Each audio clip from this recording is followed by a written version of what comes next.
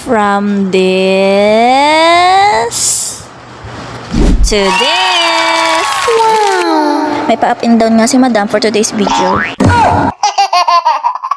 Ako nga'y sinasamaan na ng lasa sa mga dress kong nakatambak. Wala na nga mapaglagyan ay hinihigaan pa ng pusa. Agoy! Kaya naman, napa-order na ako na ring up and down na sampayan. Siguro na may walang kapitbahay na magagalit sa akin sakaling itayo ko tong up and down na sampayan. Anong magagawa yan palang afford ng budget. What? Sa part na ito nga ay medyo naguluhan ako at parang gusto ko na mag-back up. Parang gusto pa akong turuan ng pusa kung paano gagawin. Siguro naaawa na siya sa akin. Pero hindi, kailangan ko na itong gawin. It's now or never.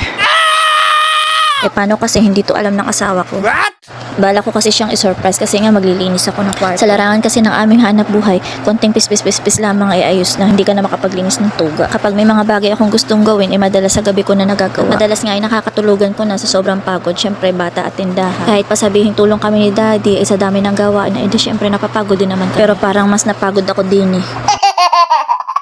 Lahat na nga ng posisyon na ginawa ko na, kasama na nga ang paa ko sa pag-assemble.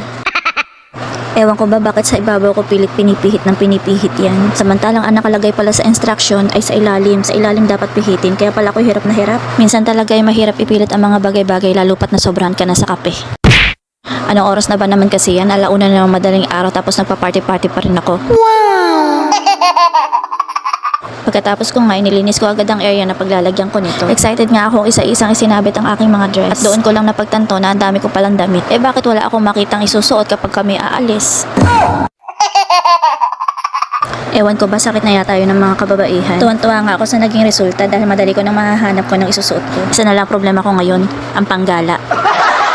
Pa-like and follow naman, salamat.